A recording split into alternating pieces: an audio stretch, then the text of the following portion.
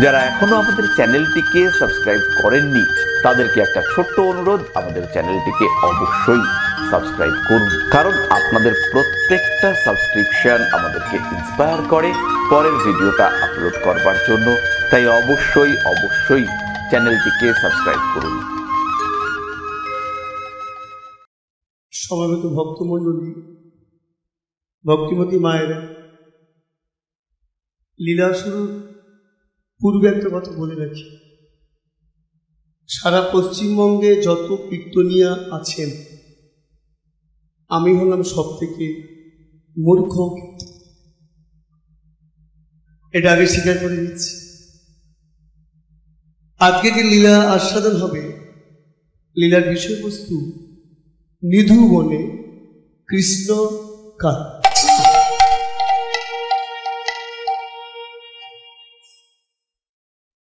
এই যে আয়ান শ্রীমতী রাধারানীর স্বামী হয়েছিল, তো আয়ান রাধারানীর স্বামী কেন হলেন? আয়ান রাধারানীর স্বামী কেন হলেন? কারণটা সেই সঙ্গে আমরা কতগুলো তত্ত্ব এবং তথ্য জানব। যেমন ধরুন, রাধাকে মা বলা হয় না কেন, আর কৃষ্ণ কালী রূপ ধারণ করেছিলেন বা কেন? শুরু হোক লীলা। শাক্ত বৈষ্ণবের মহামিলন ঘটিয়েছিলেন, যে কৃষ্ণ সেই কাল। অর্থাৎ শ্রীরামকৃষ্ণের কথা, যত মত তত পথ, যত পথ তত মত। যে যেভাবেই যাও না কেন, নামকে আশ্রয় করে যদি নামই চরম কৃপা পেতে চাই, যে কোনো নামের মধ্যে দিয়ে সেই স্থানে পৌঁছতে। যেমন ধরুন, আমাদের যে উদ্দেশ্য থাকে যে আমি ওই ধর্মতলা যাব, প্ল্যানেটে যাব, তাহলে ধরুন এখান থেকে ট্রেন ধরে যাওয়া যায়, হাওড়া স্টেশনে নেমে ধর্মতলা গেলাম। আবার ধরুন কেউ যদি মনে করে বাসে করে যেতে পারে, আবার যদি কেউ বলে নদী পথে গিয়েও হাজির হতে পারে। তাহলে গন্তব্য স্থান যদি একটা স্থির সিদ্ধান্ত থাকে, অর্থাৎ মনটা যদি স্থির সিদ্ধান্ত থাকে যে আমি এই জায়গায় পৌঁছবো, তুমি যে কোনো পথ থেকে সেখানে পৌঁছতে পারো। তো গোবিন্দ আমার প্রশ্ন করে দিলেন, তোমরা যারা শাক্ত, যারা কালী ভক্ত, তোমরা কালী ভজন করো। তার মানে এই নয় যে তোমরা কালীকে পরিত্যাগ করে কৃষ্ণ নামকে আশ্রয় করো, তাকেই তোমরা আস্বাদন করো, তাকেই তোমরা ভজন করো। তার মধ্যে দিয়েই কিন্তু দেখবে আমি আছি। আমি হলাম সর্বকারণের কারণ, সচ্চিদানন্দ বিগ্রহ কৃষ্ণের তুষ্ণ ভগবান। নিরজনে কহে চলো সুরধ্বনি ফুটে, কালিকা মন্দির দেখি গোরা দাঁড়াইল ঘিরে। সুরধ্বনি গঙ্গার তীরে কালী মন্দির থেকে গৌরী দাঁড়িয়ে গেছে। কোন কালী মন্দির? এখনো সে কালী মন্দিরটা বর্তমান, যার নাম হলো পোড়ামাতলা, নবদ্বীপে রয়েছে। তো সেই সময় এই কালী মন্দিরে যিনি মাতৃসাধক ছিলেন, মায়ের সেবা দিতেন, তার নাম ছিল বেদান্ত আচার্য কৃষ্ণানন্দ আগমবাগীশ। এর নামটা এখনো পাওয়া যায়। তো তিনি হঠাৎ কি দেখছেন যে আমাদের পরম বৈষ্ণব বলে যাকে আমরা জানি, সেই নদিয়ার প্রেমের ঠাকুর শ্রী গৌরাঙ্গ কালী মন্দিরের কাছে এসে দাঁড়িয়ে গিয়ে কি বলছে? জয় কা জয় তারা, জয় কা জয় তারা। কৃষ্ণানন্দ আগমবাগীশ দেখছি না, মনে মনে ভাবছেন, হে, যে মানুষটা মুখে সদাই কৃষ্ণ নাম করে, সেই মানুষটা মুখে বলছে জয় খান জয় খান। তার মানে তুমি বলতে চাইছো যে কৃষ্ণ সেই কাল। শাক্ত বৈষ্ণবের মহামিলনে তুমি হলেন সব থেকে শ্রেষ্ঠ দৃষ্টান্ত। সেই দৃষ্টান্ত তুমি প্রমাণ করতে অগুরু চন্দন পুষ্পমালা নিয়ে এসে তুমি মায়ের মন্দিরে দাঁড়িয়ে গেছে। দেখে মনে হচ্ছে যেন শ্রীমতী রাধারানী শ্রী গোবিন্দের সঙ্গে মিলনের জন্য অভিসারে যাচ্ছে। লোকমুখে শুনলাম তোমাকে নাকি ডাকলে পাওয়া যায়, তুমি নাকি ভক্তের ভগবান। কানে শুনেছি তোমাকে ডাকার মতো ডাকলে তুমি তাকে দর্শন দাও, তার মনোবাঞ্ছাটা পূর্ণ করো। তো আমি তোমার কাছে কিছু পেতে চাই। সময়টা কখন? সবেমাত্র দাপট শুনেছে, সত্য গেছে, ত্রেতা গেছে, দাপরের আবির্ভাব। এক ব্রাহ্মণের ছেলে ভগবানের চরণ আশ্রয় করে নামকে আশ্রয় করেছে।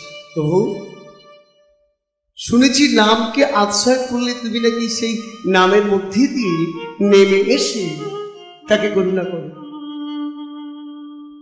ভক্তমণ্ডলী, ভক্তিমতী মায়েরা, এই নাম কথাটা ব্যাকরণ ভাঙলে নম ধাতু থেকে সৃষ্টি, আর নম ধাতুর অর্থ হলো নামান। তাহলে নাম করলে কি হয়? নেমে আসে। কে নেমে আসবে? যার নাম করা হবে তিনি নেমে আসে, তিনি নেমে আসে।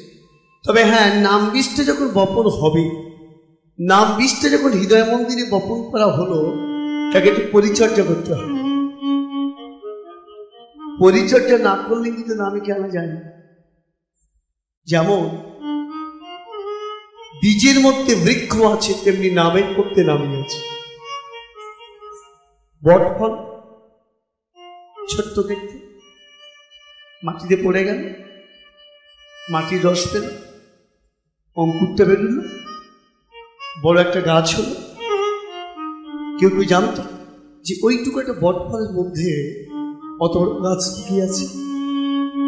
ঠিক তেমনি এই নাম বীজটা যখন কেউ তার হৃদয় মন্দিরে এই জমিটাতে বপন করবে, তাকে একটু পরিচর্যা করতে হবে। আর যে রসটা দিয়ে পরিচর্যা করতে, তার নাম কি? ভক্তি রস। আর এই ভক্তি রসটা হলো সাধারণত চারটে, বৈষ্ণব মতে পাঁচটা: দাস্য, সখ্য, বাৎসল্য, শান্ত, মধু। তুমি যে কোনো একটা ভক্তি দিয়ে ওই নামটাকে পরিচর্যা করতে করতে দেখা যাবে ওই রসটা পেয়ে নামই এসে গেছে। তা প্রভু, এতদিন এটা আমি জানতাম না, এতদিন অসৎসঙ্গ করে জীবন কাটিয়েছি। যেদিন আমি সৎসঙ্গে এলাম, ওই সতের মুখ থেকে জান সৎসঙ্গ, সৎসঙ্গ, সাধু সঙ্গ, সাধু সঙ্গ। সর্বশাস্ত্রে কয় লবমাত্র সাধু সঙ্গ কৃষ্ণপ্রাপ্তি হয়। একটুখানি পেয়েছি, একটুখানি সঙ্গ পেয়েছি। আর এই সঙ্গতি জানতে পেরেছি যে তোমাকে ডাকলে নাকি পাওয়া যায়, তুমি ভক্তের মনোবাঞ্ছা পূর্ণ করো। একটা ব্রাহ্মণের ছেলে 12 বছর ধরে, আগে ছিল অসৎসঙ্গে, এখন সৎসঙ্গে, 12 বছর ধরে সরস্বতী নদীর তীরে বসে শ্রী বিষ্ণু নারায়ণের নামকে ভজন করছে। 12 বছর। ব্যক্তিটি কি? ব্যক্তিটির নাম হলো সুতপা ব্রাহ্মণ।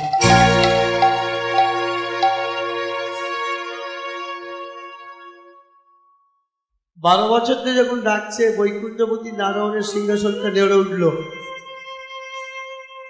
নড়ে উঠল। মা কমলা হঠাৎ স্বামীকে বলছে, স্বামী তুমি কেমন যেন ছনছন মনে হচ্ছে। হ্যাঁ গো কমলা, সরস্বতী নদীর তীরে বসে একজন আমাকে ডাকছে 12 বছর ধরে, কি করবো সেটা সিদ্ধান্ত নিচ্ছি। আরে ভক্ত তোমাকে ডাকছি, তো তুমি কি সিদ্ধান্ত নেবে? তুমি তার কাছে যাও, যাও তার কাছে। একদিন তুমি নারদকে কি বলেছি? এই নারদ, নাহং তিষ্ঠামি বৈকুণ্ঠে যোগিনাং হৃদয়েন চ মদ্ভক্তা যত্র গায়ন্তি তত্র তিষ্ঠামি নারদ। মানে কি? নাহং, ন অহং তিষ্ঠামি, আমি থাকি না বৈকুণ্ঠে, আমি বৈকুণ্ঠে থাকি না। যোগিনাং হৃদয়ে নচ, আমি যোগীদের হৃদয়ে ও থাকি না। যোগিনাং হৃদয়ে নচ মানে ও, যোগীদের হৃদয়ে ও থাকি। থাকেন কোথায়? মদ ভক্তা। মদ ভক্তা মানে কি? যারা আমার ভক্ত, যারা আমার মতো প্রাণ, যারা আমাতে আসক্ত হয়ে আমার চরণে করেছে আত্মনিবেদন, আত্মসমর্পণ, যারা নিজের মধ্যে কিছু জানে না, সব কিছু আমাতে দিয়েছে, এমন ভক্তের নাম হলো মদ ভক্তা। অপরাধ দেবেন একটা ছোট্ট কথা বলি, এই মদ ভক্তা যত্র গায়ন্তি তার প্রতিষ্ঠা বিনা আরো কোনো একটা আসরে কথাটা বলেছি, বুঝলেন? এক গান শেষে একটা ছেলে দেখি সে কই মদ পথ খায় রাখে, তো সে 100 টাকা নিয়ে গিয়েছে, গুরু গুরু তোমায় 100 দেবো। কেন গুরু? তুই বললে যারা মদ ভক্ত ভগবান তাদের কাছে থাকে। ওই বলেছি মদ ভক্তা। তো আমি দেখলাম ও যখন বুঝেছে যারা মদের ভক্ত ভগবান তাদের কাছে থাকে, আমি দেখলাম বাবা ঠাকুর বামনের ছেলে ছাড়ি কেন, আমি 100 টাকা টুক করে ফেলে দিল। মদ ভক্তা, ও ভেবেছে মদ ভক্ত মানে মদের ভক্ত। মদ ভক্তা, মদ মদ শব্দ অর্থ যারা আমার ভক্ত, আমাতে আসক্ত, আমার মতো প্রাণ, আমি জ্ঞান, আমি ধ্যান, আমি কর্ম, আমি ধর্ম, আমি বুদ্ধি, আমি অর্থ, আমি পরমার্থ, আমি তার আহার, আমি তার অন্ন, আমি তার জল, তার কাছে আমি থাকি। তাহলে তুমি যখন নারদকে এই কথাটি বলেছ, তা বলে তুমি বৈকুণ্ঠে বসে আছে কেন? ভক্তের কাছে যাও, তার মনোবাঞ্ছা পূরণ করো। তাহলে লক্ষ্মী যাচ্ছি আমি, সেই বলল লক্ষ্মী যাচ্ছি আমি। মা কমলামনি পথ আটকে বলে দাঁড়াও স্বামী।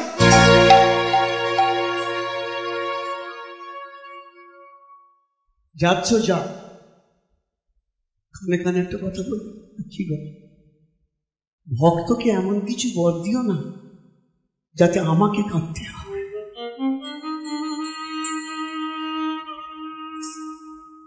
ভগবান নারায়ণ মনে মনে ভাবলেন এই ভক্তের কাছে পাঠাচ্ছ, নিজের দিকটা একবার দেখে দিচ্ছি। লক্ষ্মী, তোমার চোখের জল দেখতে পারি, ভক্তের নয়ন বাড়ি সইতে নারী। তুমি আমাকে মানা করছো বটে, তবে মনে হচ্ছে মানা আমি রাখতে পারবো না। যাই।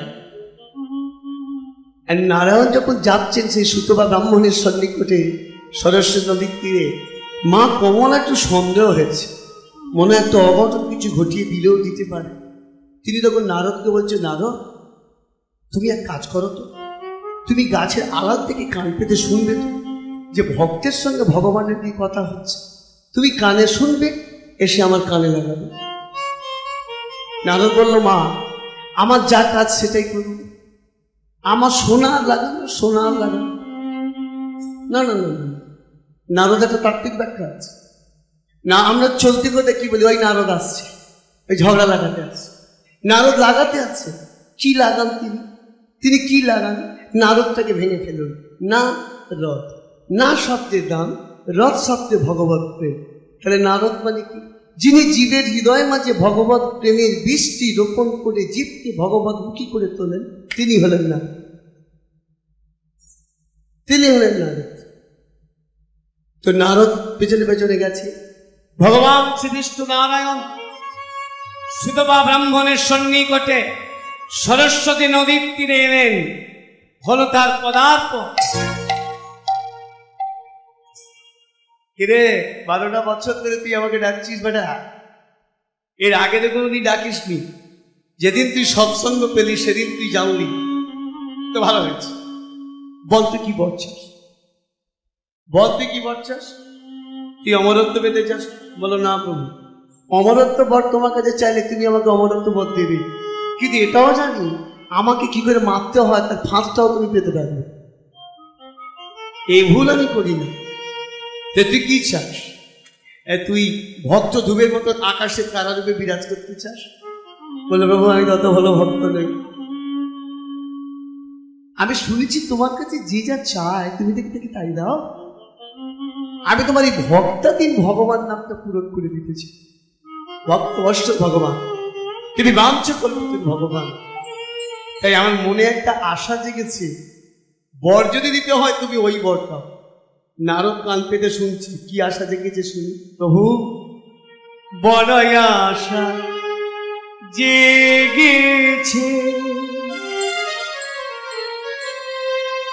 বল কি আশা? তোমার লক্ষ্মীকে পাব বলে মো বধূরূপে বড় আশা জেগেছে, তোমার লক্ষ্মীকে পাব বলে বধূরূপে। আমার বড় আশা জেগেছে, তোমার লক্ষ্মীকে পাব বলে মো বধূরূপে। বড় আশা জেগেছে, দাও প্রভু এই বর দাও। তোমার লক্ষ্মীকে পাব বলে মোর বধূরূপে।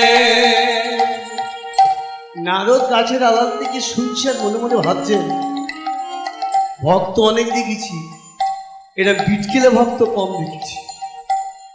এরা ঠিক এ মা কমলাকে বধূরূপে পেতে চায়। প্রভু একটা কথা বলি তো, আমার অন্তর মাঝে কোনো কুৎসিত কামনা বাসনা নেই। এই কুৎসিত কামনা বাসনা নিয়ে মা লক্ষ্মীকে আমি বধূরূপে পাবার ইচ্ছে তোমাকে জানাই। আমি এই জন্যই মা কমলাকে বধূরূপে পেতে চাই। অন্তত এই জন্মে না হোক, অন্তত পরের জন্মে যদি পাই, জগৎ মাঝে প্রমাণ করে দিতে চাই যে তোমার কাছে যে যা চায় তুমি ভক্তাধীন ভগবান তার মনোবাঞ্ছা পূর্ণ করো। কোনো কুৎসিত কামনা বাসনা নেই। মা কমলাকে যেদিন আমি বধূরূপে পাবো, শূন্য প্রভু সেদিন কি করব? তাহারে সাজাবো নূতন সাজে, টাকারে রাখিব আমি হৃদয় মাঝে। তাহারে সাজাবো আমি নূতন সাজে,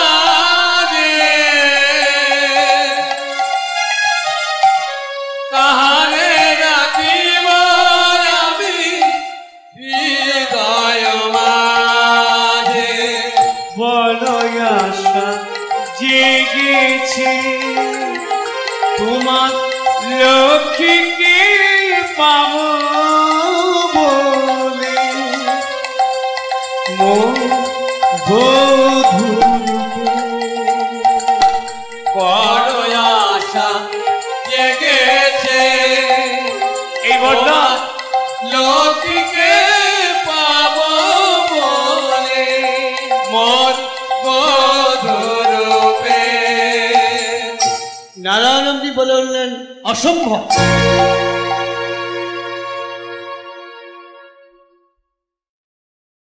তো সাহস তো বন্ধ নয়।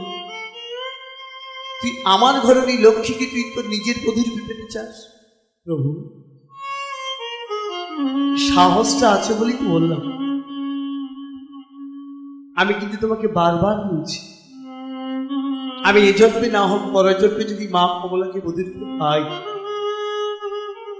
আমার অন্তর মাঝে কোনো কুৎসিত কামনা বাসনা নেই, কোনো ভোগের লালসা নিয়ে মাকে বধূরূপে পেতে চাচ্ছি। আমি শুধু মাকে যদি বধূরূপে পাই, জগৎ মাঝে প্রমাণ করে দিতে চাই তুই ভক্তাদি ভগবান, দাও প্রভু। এই জন্মে না হোক পর জন্মে মা কমলাকে যাতে বধিরূপে পাই, সে বল আমি পেতে চাই। হবে না, হবে না, তুমি এই বল আমাকে দেবে না? চলে যাও, চলে যাও।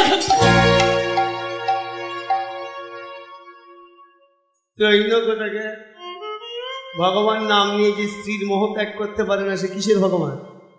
হ্যাঁ, বেরো বেরো এখানে। ভক্ত ভগবানকে যে তিরস্কার করছে, এটা কিন্তু ভক্তির বাইরে না, ভক্তির মধ্যে। কত ভালোবাসতে তাকে বলা যায়।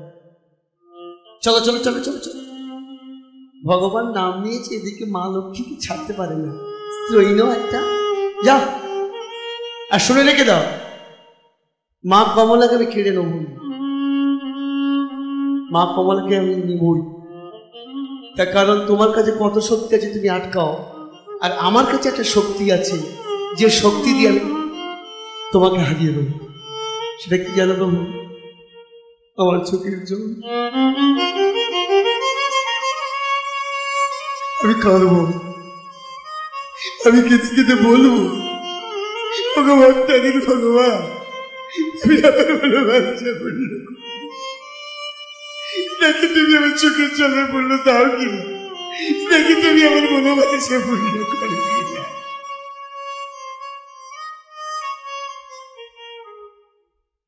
বিষণ্ণ বদনে শ্রীবিষ্ণু নারায়ণ চলে যাচ্ছে। ভক্ত মণ্ডলী, ভক্তিমতী মায়েরা, নারায়ণ যখন যাচ্ছেন মনে মনে ভাবছেন, আমি মনে হচ্ছে হেরে কমলাকে ছাড়তেই হবে মনে হচ্ছে। যেটা বলছিলাম, নারায়ণ যখন যাচ্ছেন চলে বৈকুণ্ঠে, পিছন থেকে সেই ভক্ত সুতপা ব্রাহ্মণ বলছে, যাচ্ছ যাও প্রভু, যাচ্ছ যাও, তবে আমি আবার তোমাকে টেনে নিয়ে আসবো, আবার আমি তোমাকে নিয়ে এসে তোমার থেকে বলছি এলো, দেখি তুমি সেদিন কি করে তুমি আমাকে উপেক্ষা করে চলে যাও, দেখি তুমি কি করে সেদিন আমাকে পরিত্যাগ করে যাও। এটা ভক্তি, আর এই ভক্তিটার নাম কি? শুদ্ধ ভক্তি। শুদ্ধ ভক্তি, ভগবানকে ভজন করার জন্য আমরা বলেছি নবদিনা ভক্তি। এই নবদিনা ভক্তিকে মানে ভগবত ভক্তিকে ভাগ করা হয়েছে 9টা। ভগবত ভক্তিকে ভাগ করা হয়েছে 9টা, একটাকে বলে নবদিনা ভক্তি। মূল ভক্তিকে ভাগ করা হয়েছে 2টো, একটা ভগবান, একটা শুদ্ধ। ভগবত ভক্তি দিয়ে ভগবানকে তো আমরা ঈশ্বর জানে রাখি, আর শুদ্ধ ভক্তি দিয়ে তখন ভগবানকে ঈশ্বর জানে রাখি না, তবে নিজের মতন করে বলি। কি বলি?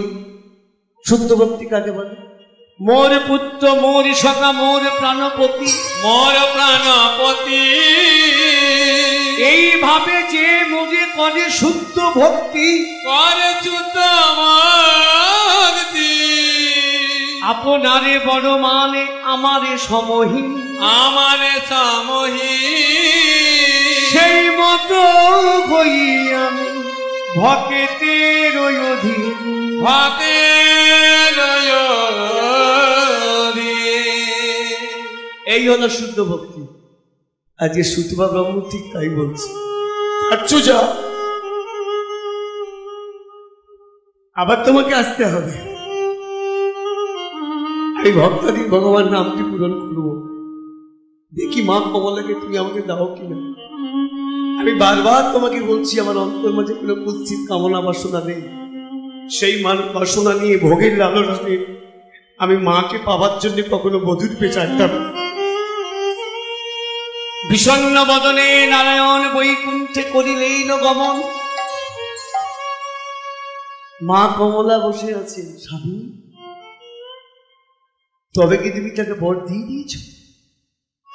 হ্যাঁ, বললো না দিন, বেঁচে গেল। নারায়ণ জিজ্ঞেস করছে বেঁচে গেলে মানে? সে কি বর চাইলে তুমি জানলে কি করে? পেছন থেকে নারদ আপনি বলে উঠলেন, নারায়ণ। ও, তুমি তাহলে তোমার মাঝখানে লাগিয়ে দিয়েছ? বললো হ্যাঁ প্রভু, আমি আমার কর্ম করেছি, আর যে কর্মটা বজায় রাখতে পারে, ধর্ম মানে তো ধারণ একটা জানি, আমার ধর্ম বজায় রেখেছি। লক্ষ্মী দেবী বলছে, স্বামী কত কাঁদতে পারে কাঁদুক, অন্য কিছু বর চাই তুমি দাও, এ বর দিও না। নারায়ণ বলছে, দেখো আমার মনে হচ্ছে মতের পরিবর্তন হবে না। ওই কাঁদছে, আবার কাঁদছে, ওই দেখা দাও, দেখা দাও, দেখা দাও, দেখা দাও,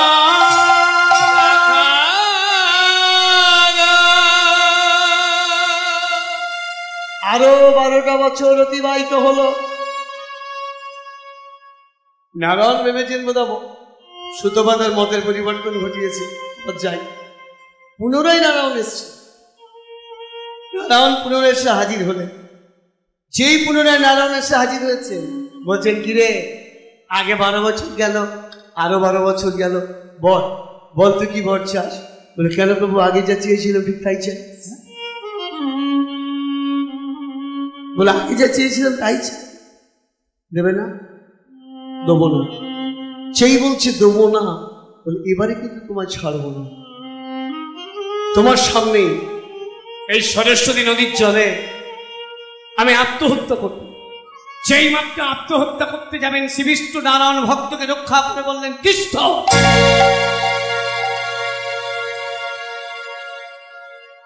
তুই কি করিস বাবা?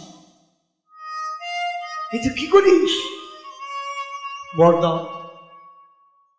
বর দিলাম। শুনেরা, কথা দিলা, আসন্ন বৈবস্বত্ব মন্নান্তরে এই দাপর যুগে তুই আমার ঘরণী লক্ষ্মীকে, কমলাকে বধূরূপে পাবি।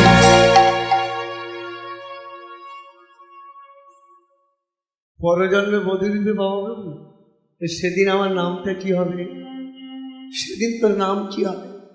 গোপকুলে জন্মগ্রহণ করবি।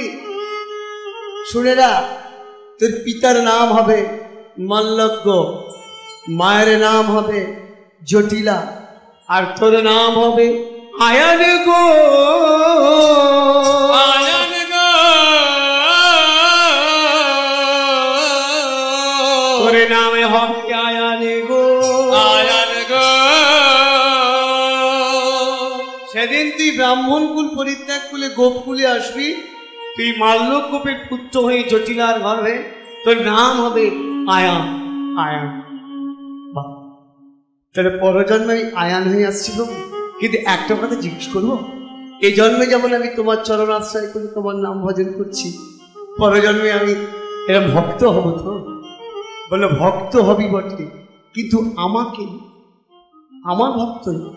যেহেতু মা কমলাকে তুই তোর পত্নী রূপে পেতে চলেছিস, সেদিন মামা বলে ডাকিবি, মামা বলে ডাকবি, মামা বলে ডাকিবি, মামা বলে ডাকবি, মাতৃভক্ত আয়ানে হবি, মামা বলে ডাকবি, মাতৃভক্ত আয়ানে হবি, মামা বলে ডাকবি, ওই কালী ভক্ত আয়ানে হবি, মামা বলে ডাকবি। জয় মা।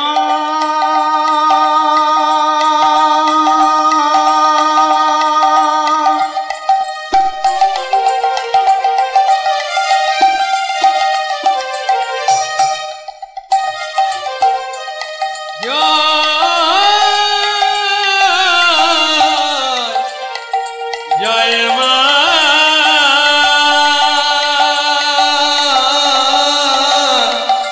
জয় মা নানা, জয় মা নানা, জয় মা নানা, জয় মা, জয় মা, জয় মা, জয় মা, জয় মা, জয় মা নানা, জয় মা নানা, জয় মা নানা, জয় মা নানা।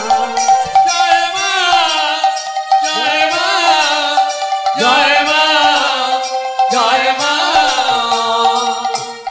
তাহলে আমি মাতৃভক্ত, কালী ভক্ত। যা ভক্ত তো হলো। আর প্রভু জিজ্ঞেস করি যে আমি আসছি গোকুলে, নাম হবে আয়াঙ্গ, কিন্তু তোমার মা কমলা যেদিন আমার বধূ হবে সেদিন পরের জন্মে তোমার এই কমলার নাম কি হবে? লক্ষ্মীর নাম কি হবে? বললো সেও আসবে গোকুলে। কার ঘরে? বৃষভানু নন্দিনী রাজনন্দিনী, নন্দিনী রাজনন্দিনী, বৃষভানু নন্দিনী রাজনন্দিনী, নন্দিনী রাজনন্দিনী। রাজা বিশ্বভানুর কন্যা হয়ে জন্মাবে। মায়ের নাম হবে কীর্তিদা, নাম লইবি রাধা।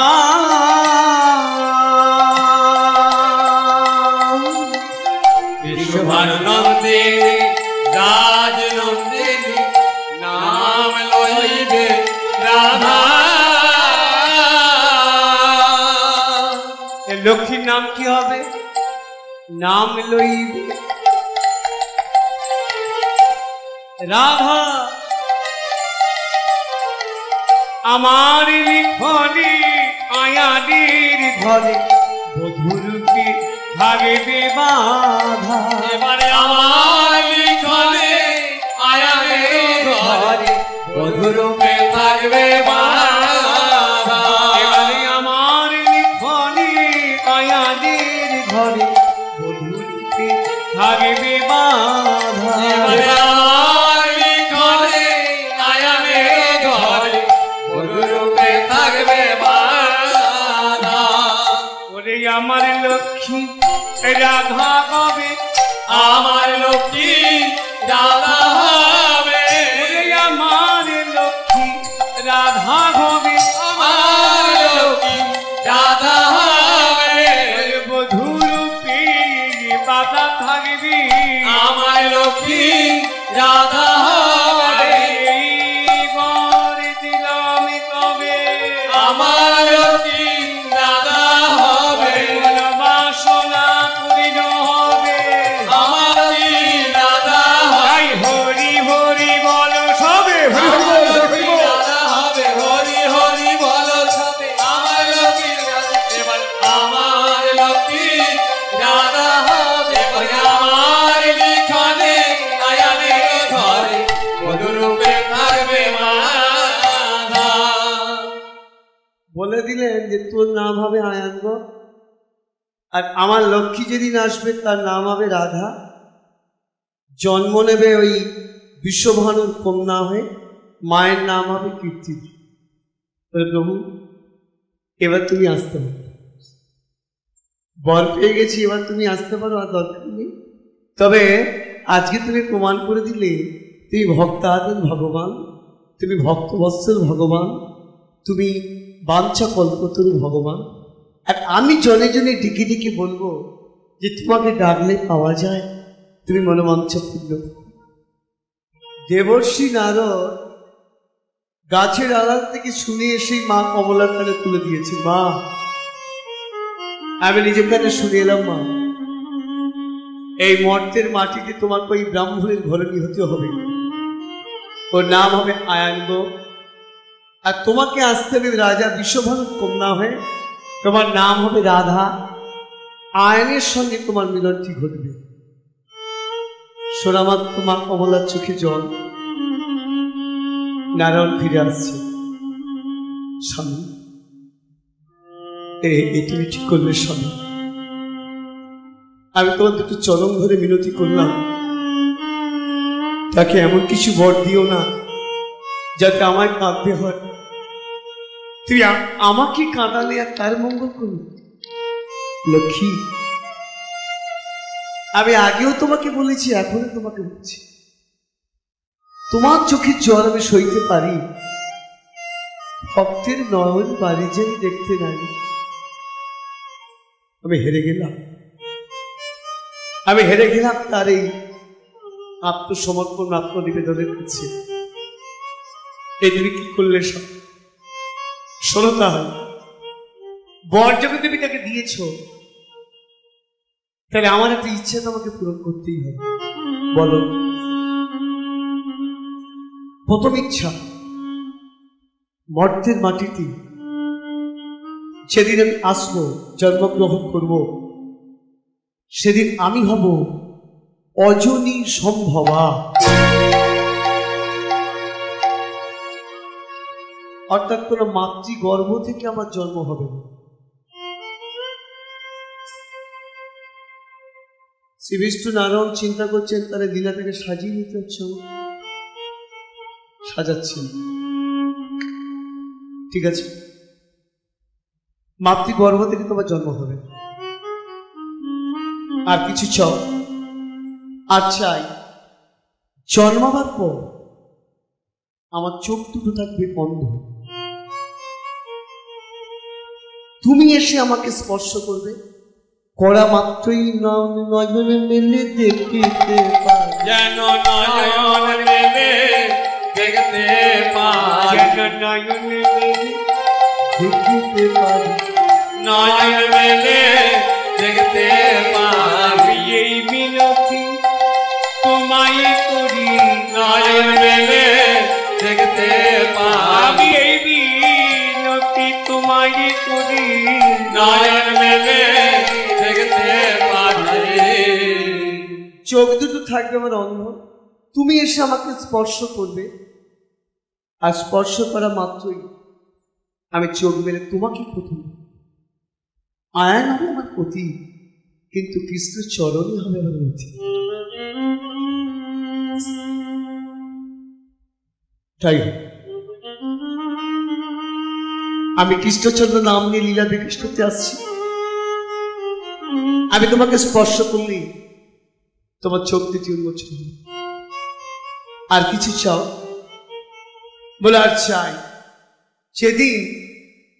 সেদিন আয়ান আমাদের বাড়িতে বিবাহ করতে আসবে, বিবাহের সময় মালা বদল যখন হবে, মালাটা কিন্তু আমি তোমার গলায় পরাবো, আয়নের গলায় কিন্তু আমি বড় মাল্য দেবো না। নারায়ণ চিন্তা করে সমস্যা হয়ে গেল। যেই বলে যে সমস্যা হয়ে গেল, সঙ্গে সঙ্গে নারদ বলছে, প্রভু সমস্যা যেমন হয়, তোমার মতন সমস্যার সমাধান করার পুরুষও তো আর কেউ নেই, তুমি সব সমাধান তুমি করবে। সোনা লক্ষ্মী, মালাটা দেখুন আমার গলায় পরাতে চাইছি, মালাটি করবো কিভাবে করবো জানো? আমি যেই মর্তের মাটিতে তোমার টানে নেমে আসবো, কৃষ্ণচন্দ্র নাম নিয়ে, কৃষ্ণচন্দ্র নাম নিয়ে আমি জন্ম নেবো দৈব কি গর্ভে। লীলা বিকাশিতে বসুদেব হবে আমার জন্মদাতা পিতা, কিন্তু তাদের দুজনকে পরিত্যাগ করে আমি চলে যাব যশোদার কোলে। আমার প্রতিপালক পিতা হবে নন্দরাজ। যেদিন যশোদার কোলে আমি মানুষ হব, শুনে রেখে দাও, সম্পর্কে আয়ান হবে যশোদার ভাই, তাহলে আমার মামা হয়ে, মামা যখন তোমাদের বাড়িতে তোমাকে বিবাহ করতে যাবে, ওই মালা বদল যখন হবে, আমি তখন ওই মৃদুবর হয়ে যাবো, গোলভরটা ওই গোলভর হয়ে যখন যাবো, আরে আমি তখন করবো কি, দুজনের মাঝখানে নিজের মাথাটা মালাটা আমার গলায় এসে পড়বে। হঠাৎ নারদ বলছে, হ্যাঁ গো মা, পর তো এত চেয়ে নিচ্ছে, একটা সামান্য নর তোমাকে সে তার পত্নী রূপে চেয়ে নিল, তুমি এখনো বৈকুণ্ঠে থাকবে, তুমি তাকে কিছু বলবে না? ঠিকই তো নারদ, চলো তো যাই, ওকে অভিশাপ দেবো। যেও না লক্ষ্মী, নারায়ণ বলছে যেও না লক্ষ্মী, সর্বনাশ হয়ে যাবে, কোনো কথা শুনবো না। কি ব্যাপার মা, তোমার চোখগুলো লাল কেন? বলে তুমি রেগে গেছো? না, যত চোখ লাল হোক আমি তোমার পায়ে একটা সাষ্টাঙ্গে প্রণাম করি মা, তারপর তোমার কি মনের কি কষ্ট সব শুনবো। দাঁড়াও মা, মা মাকে ভালো করে যে প্রণাম করেছে, মা আপনি পাটা সরিয়ে নিয়ে বলছে,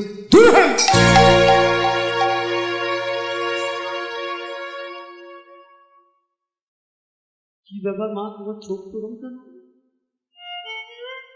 পায়ে প্রণাম করলাম, পা দুটো শরীরে বললো দূর হয়ে যাও। কি ব্যাপার, লজ্জা করে না? লজ্জা করে না? যাকে মা বলে প্রণাম করছিস, পরের জন্য তুই তোকে তার বউ করে দিচ্ছিস।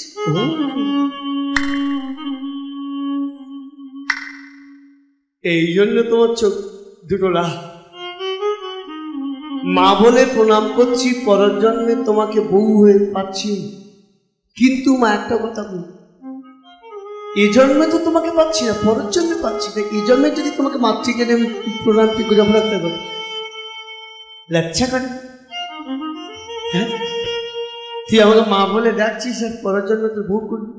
মা একটা কথা বলি, তুমি পরের জন্মে তুমি আমার ঘরণী হবে, বধূ হবে। কিন্তু মা জেনে রেখে দিও, আমার মনের মধ্যে কোনো কুৎসিত কামনা নেই, কোনো বাসনা নেই। বিশ্বাস করব, তোমাকে বধূরূপে পেয়ে জগৎবাজিতে প্রমাণ করে দিয়েছি ভক্তাধীন ভগবান, ভক্তবৎসল ভগবান। আমি এই জন্যই তোমাকে বধূরূপে পেয়েছি। আমি তোমাকে মাতৃজ্ঞানে সেদিনও দেখব। আজকে যেমন মা বলে তোমাকে প্রণাম করছি, এমন একদিন আসবে সেদিনও দেখবে আমি নিজের অজান্তে তোমাকে প্রণাম করি। ভক্তমণ্ডলী, ভক্তিপতি মায়েরা, পরের জন্মে কিন্তু রাধাকে প্রণাম করেছিল খায়া। কোন সময় জানে? প্রভাস যজ্ঞের সময় রাধা যখন মাতৃরূপ ধারণ করেছিল, তবে প্রণাম করে বলছিলেন, কথা দিচ্ছিল আমি তোমাকে স্পর্শ করবো না, মাতৃজ্ঞানে দেখব। মা কমলা বলে, তুই এ জন্মে কথা দিচ্ছিস মাতৃজ্ঞানে দেখবি, তোর অন্তরে কুৎসিত কোনো কামনা বাসনা নেই। এমন তো হতে পারে তুই পরের জন্য ভুলে যাবি। আমি যদি ভুলে যেতে তোমাকে স্মরণ করিয়ে দেব? সম্ভব। আমি তোকে অভিশাপ দেব, পরের জন্মে যেদিন আমি রাধা নাম নিয়ে তোর ঘরণী হব, শুনে রেখে যে সেই দিন তুই হবি নপুংসক।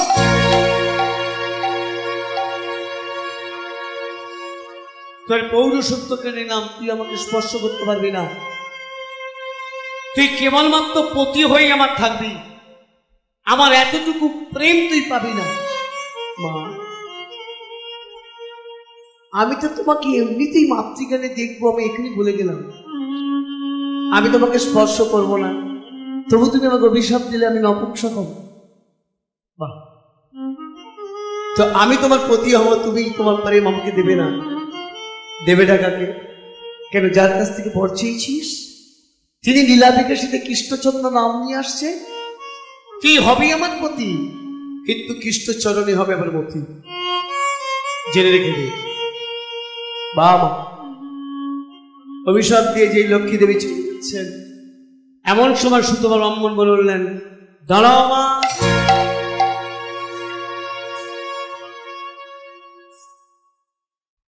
তুমি আমাকে একটা ঘা দিয়েছো, আমি তোমাকে দুটো ঘা দিই।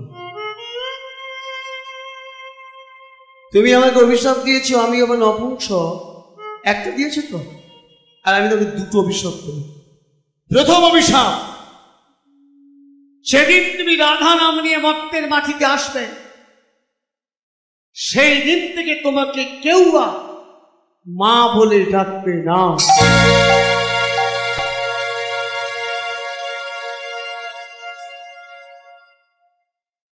এই জন্যই রাধাকে মা বলা হয়। আর একটা কারণ আছে আপনাদের শোনার। সৃষ্টির আদির কথা বলছি, যখন ছিলেন ভগবান শ্রীকৃষ্ণ এক এবং অদ্বিত, ন পুরুষ ন প্রকৃতি, একজনই ছিলেন পুরুষ শ্রীকৃষ্ণ। কোন প্রকৃতি রূপ তখন কেউ ছিল না, প্রকৃতিটা ছিল শ্রীকৃষ্ণের ভেতরে।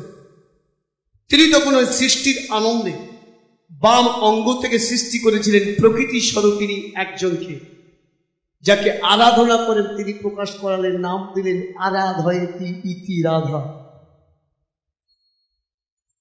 আমি কিন্তু সৃষ্টির আদির কথা বলছি, গোলকের কথা। এই রাধাকে প্রকৃতি স্বরূপিণী সৃষ্টি করে, যার নাম হলো ভ্লাদিনী শক্তি। ভ্লাদিনী উচ্চারণটা আহ্লাদিনী নয়, হয় লয় আকার, দয় হস্যই মধ্যাহ্নয় দীর্ঘই।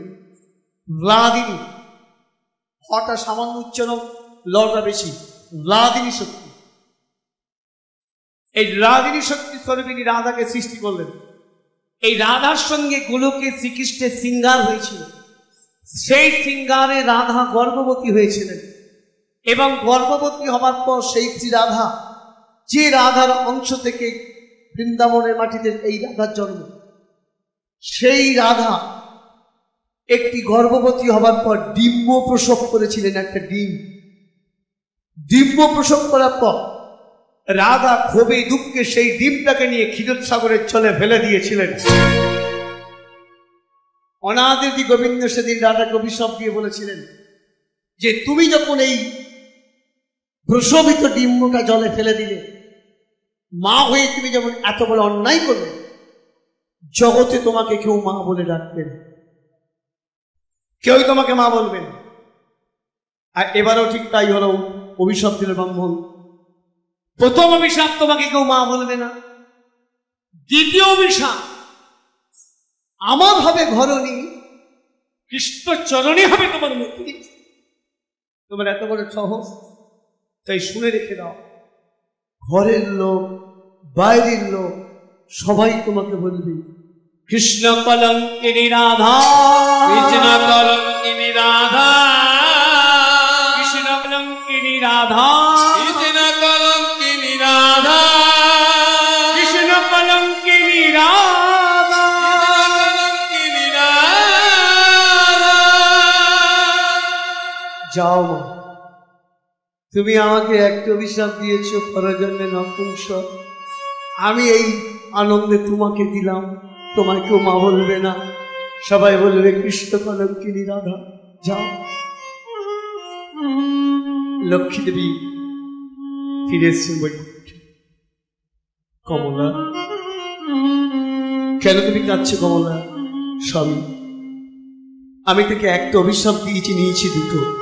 আমি তোমাকে যেতে কিন্তু মানা করেছিলাম, তুমি কিন্তু ক্রোধের বশবর্তী হয়ে তার কাছে গেলে। তো ক্রোধ যে মানুষের কত বড় সর্বনাশ করে, তুমি হলে তার চরম উদাহরণ। তুমি তাকে অভিশাপ দিয়েছে নপুংসক হবে, অথচ সে বারবার তোমার চরণ ছুঁড়ে প্রতিজ্ঞা করে বলেছে যে যেদিন তুমি রাধা নাম নিয়ে আসবে সেদিন আমি তোমাকে মাতৃকা দেখবো, তোমাকে স্পর্শ করবো না। তুমি তার কথা শোনো না, তুমি তোকে নপুংসক বলেছ। কিন্তু স্বামী এখন উদ্ধার হবে কি করে? আমাকে মা বলবে না কেউ? আমি তার মানুষের কাছে ভক্তির শ্রদ্ধার আসনে বসবো না? লক্ষ্মী, মা তোমাকে বলবে না বটে, কিন্তু ভক্তির আসনে তোমাকে বসাতেই হবে। যেদিন তুমি রাধা নাম নিয়ে মর্তের মাটিতে আসবে, সেদিন তোমার নাম হবে হরি ভক্তি প্রদায়িনী রাধা। শুনে রেখে দাও, তোমাকে আগে ভজন করতে হবে। আগে রাধা ভজন করলে তবেই গোবিন্দের কৃপা পাবে। আর যে রাধাচরণ আশ্রয় না করবে, সে আমার কৃপা থেকে বঞ্চিত হবে। পূর্বে করিবে রাধা নাম, পরে করিবে কৃষ্ণ নাম। যে পূর্বে রাধা নাম না করিবে, আমার কৃপা থেকে সে সদাই বঞ্চিত হবে। ভক্তমণ্ডলী, ভক্তিমতী মায়েরা, দেখবেন বলা হয় রাধা গোবিন্দের মন্দির, কেউ বলে না কৃষ্ণ রাধার মন্দির। কারণটা কি? রাধা নাম আগে। রাধার এমন শক্তি, রাধাকে ভজন করলেই গোবিন্দের কৃপা পাওয়া যায়। ওগো নীলি রাধা নাম পুরাই মনসিকা। ভক্তমণ্ডলী, ভক্তিমতী মায়েরা, তাহলে রাধাকে ভজন না করলে গোবিন্দের কৃপা পাওয়া যাবে না। ওই বৈকুণ্ঠ অধিপতি নারায়ণ সেটা বলে